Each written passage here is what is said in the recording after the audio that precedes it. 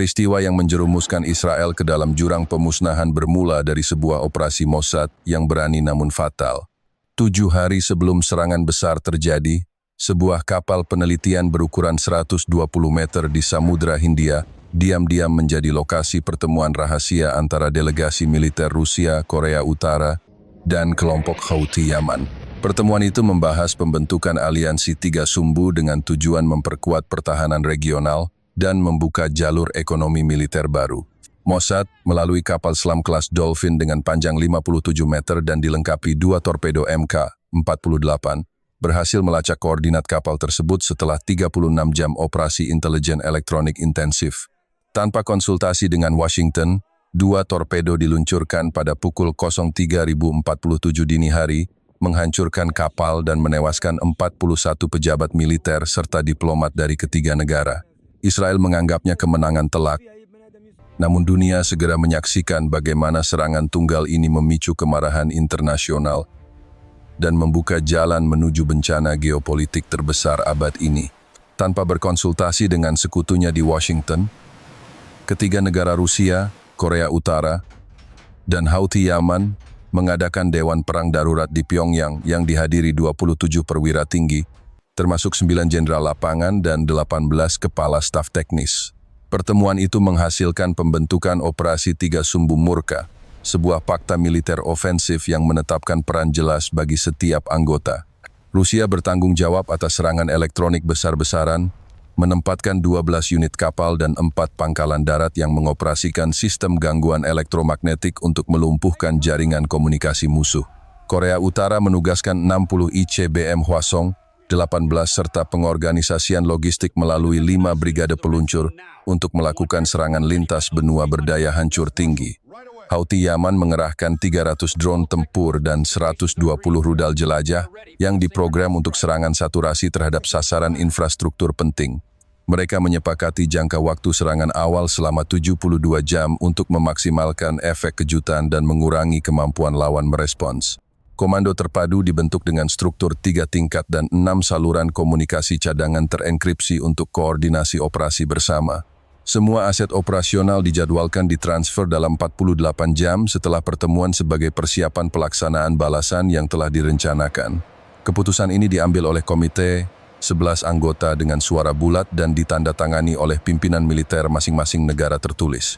Pagi ini, tepat pada pukul 04.00 waktu Israel, langit Yerusalem tampak tenang, namun sebenarnya sedang diselimuti oleh operasi perang elektronik paling besar abad ini. Dalam waktu kurang dari 2 menit, lebih dari 120 satelit komunikasi militer Israel dibutakan oleh gelombang interferensi berfrekuensi tinggi yang diluncurkan dari kapal perang Rusia di Laut Tengah. Sistem radar Green Pine dan jaringan satelit Eros B lumpuh total, membuat komando IDF buta terhadap ancaman yang datang.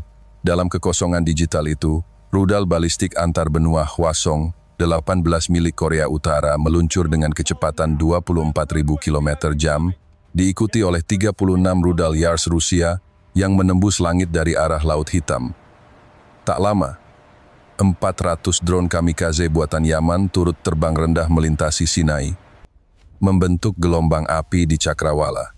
Dalam rentang 48 detik, seluruh Israel jatuh dalam sunyi digital, tanpa sinyal, tanpa perintah. Hanya suara angin sebelum hulu ledak pertama memasuki atmosfer di atas kepala mereka, menandai awal dari serangan paling terkoordinasi dalam sejarah modern. Pusat Komando Israel di Tel Aviv kehilangan kontak dengan 47 unit pertahanan udara, sementara jaringan listrik di Haifa dan Beersheba padam total. Dalam kekacauan itu, radar cadangan Iron Dome gagal mendeteksi ancaman, memberi waktu bagi musuh untuk mengunci target strategis. Dalam hitungan detik, semua sistem pertahanan Israel berubah menjadi bisu, hanya menyisakan keheningan. Termobarik seberat 9 ton menghantam area padat penduduk. Suhu di pusat kota mencapai 3.000 derajat Celcius, cukup untuk menguapkan baja dan beton. Dalam radius 12 km, seluruh bangunan, sekolah, serta rumah sakit hancur total. Ledakan kedua meluluh lantakan pelabuhan Ashdod dan kompleks industri berisi 45.000 liter bahan bakar, memperluas kobaran api tanpa kendali. Dalam 3 menit, Lebih dari 17.000 warga tewas seketika, sebagian besar adalah penduduk sipil. Rumah sakit Ichilov kehilangan hampir semua staf medis, sementara sistem komunikasi darurat lumpuh total. Api menjalar hingga distrik Ramat Gan dan Gif Atayim, meninggalkan ribuan korban tanpa identitas. Gelombang kejut memecahkan kaca hingga 25 km. Langit diselimuti awan hitam selama 2 jam. Ini menjadi salah satu tragedi kemanusiaan terbesar abad ini. Saat regu penyelamat berjuang mengevakuasi korban, Rusia meluncurkan 2 rudal hipersonik Avangard dan 1 Kinzhal berkecepatan Mach 10, menargetkan gedung Knesset, kantor Perdana Menteri, serta markas bawah tanah Yerusalem. Avangard bermanuver di ketinggian 100 km, dengan jangkauan lintas benua yang membuatnya mustahil dicegat. Kinzhal menghantam bunker baja setebal 3,5 meter dengan akurasi tinggi, menghancurkan pusat komando Israel dalam waktu 90 detik. Serangan susulan muncul dari Laut Kaspia ketika 4 rudal kaliber M ditembakkan dari kapal fregat Admiral Grigorovich, menghancurkan pusat data militer Israel. Dalam menit berikutnya, seluruh jaringan kendali senjata otomatis berhenti total. Asap hitam menjulang 5.000 meter, menandai keruntuhan penuh infrastruktur pertahanan nasional. Tidak ada tempat aman. Setiap bunker kini menjadi perangkap panas mematikan. Di luar kota, ribuan kendaraan militer terbakar menghasilkan gelombang kejut baru yang mengguncang tanah sejauh 40 km. Tim SAR internasional gagal menembus lokasi karena suhu permukaan masih di atas 800 derajat Celcius. Tidak ada harapan untuk selamat, bahkan di perlindungan bawah tanah. Ini adalah salah satu pembantaian warga sipil tunggal terbesar dalam sejarah modern. Rusia menggelontorkan 2 hulu manuver hipersonik Avangard dan 1 rudal jelajah hipersonik Kinzhal ke sasaran komando. Serangan menghantam gedung Knesset, kantor Perdana Menteri. Ledakan pertama menciptakan jejak-jejak api di langit pagi yang sunyi. Dalam 15 detik, Tel Aviv berubah menjadi lautan api ketika 7 rudal ICBM RS-28 Sarmat dengan hulu ledak carry dan fasilitas manajemen krisis bawah tanah yang menampung kabinet perang. Ledakan menghancurkan struktur baja setebal 3 meter dan menonaktifkan sistem komunikasi internal selama berjam-jam. Sebanyak 19 anggota kabinet perang tewas bersama 11 jenderal tertinggi IDF yang berlindung di dalam bunker. Reaksi pasukan cadangan kacau, unit-unit tak mampu menyusun komando terpusat, dampak intelijen, memutus jalur komando otomatis dan memaksa koalisi sekutu untuk menunda respons militer. Dalam kurun waktu 90 detik, kendali strategis negara hampir lenyap, meninggalkan kekosongan kepemimpinan yang parah. Asap pekat dan kobaran api menandai kehancuran fisik, sedangkan jaringan komando masih gelap. Kota Yerusalem yang biasanya ramai kini hancur. Rakyat bingung. Layanan darurat tidak mampu menjangkau korban. Keadaan sangat genting saat ini. Dengan 1 serangan ganda yang brilian, pasukan Houthi meluncurkan 6 drone Shahed 136 dan 3 rudal balistik Quds.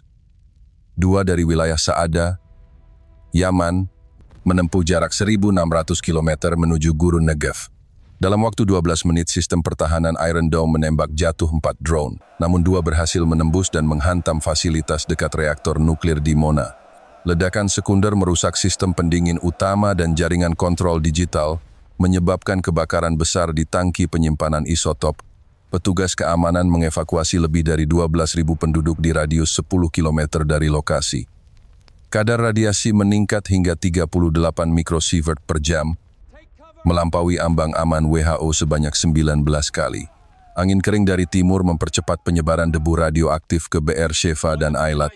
Tim khusus Israel mengenakan pakaian hazmat mencoba menutup kebocoran, namun suhu reaktor mencapai 540 derajat Celcius, membuat operasi pendinginan manual mustahil.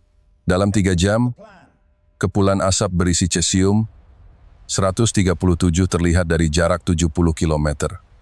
Pemerintah Israel menutup seluruh wilayah udara selatan dan meminta bantuan darurat dari IAEA.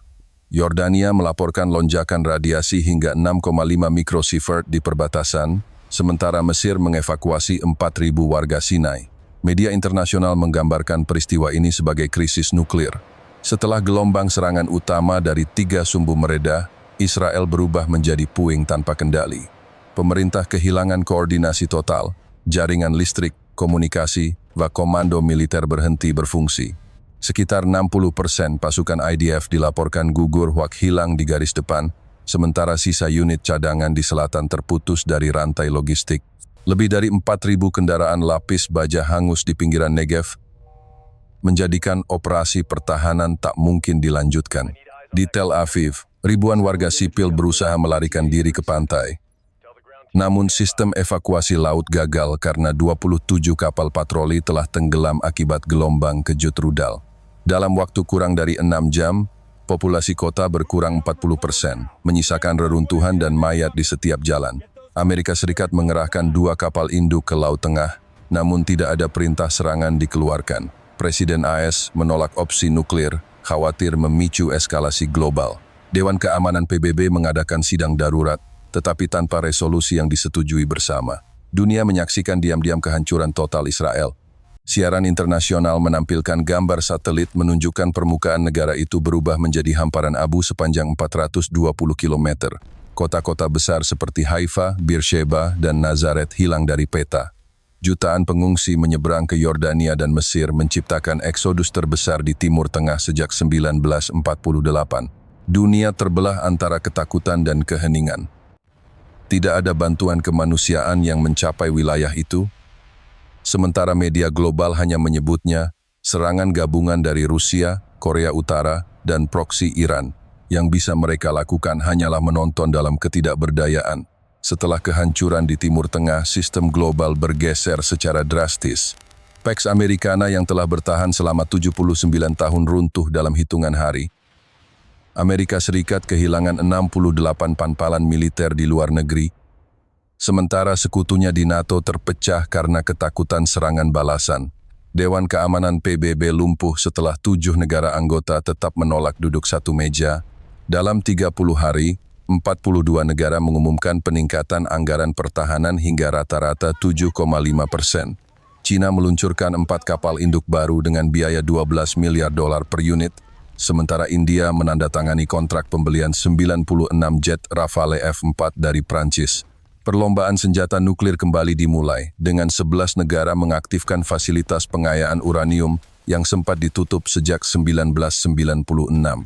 Dunia memasuki era tanpa kendali. Sistem keuangan internasional terguncang ketika 58% cadangan dolar dilepas oleh Bank Sentral Asia. Nilai emas melonjak 240% dalam 3 minggu. Menandai kepanikan ekonomi terbesar sejak 1929. Jutaan warga sipil di Eropa dan Amerika meninggalkan kota besar menuju daerah pedalaman untuk mencari perlindungan. Di Asia, Jepang mengaktifkan kembali 24 unit rudal ballistic type, 12 dengan jangkauan 1.500 km. Sementara Korea Utara melakukan uji coba nuklir ke-8 pada kedalaman 700 meter. Timur Tengah berubah menjadi ladang kekosongan kekuasaan ketika 14 kelompok bersenjata muncul hanya dalam 2 minggu. Tidak ada lagi tatanan hukum global. Organisasi internasional kehilangan legitimasi dan setiap negara kini membentuk aliansi regional sendiri tanpa koordinasi pusat. Dalam kondisi kacau ini, kekuatan militer menjadi satu-satunya alat diplomasi yang efektif. Armada kapal perang berpatroli di Samudra Hindia, Laut Hitam, dan Pasifik setiap 6 jam, memastikan tidak ada serangan kejutan yang tak terdeteksi. Dunia baru terbentuk bukan berdasarkan hukum atau diplomasi, melainkan siapa yang akan menjadi target berikutnya.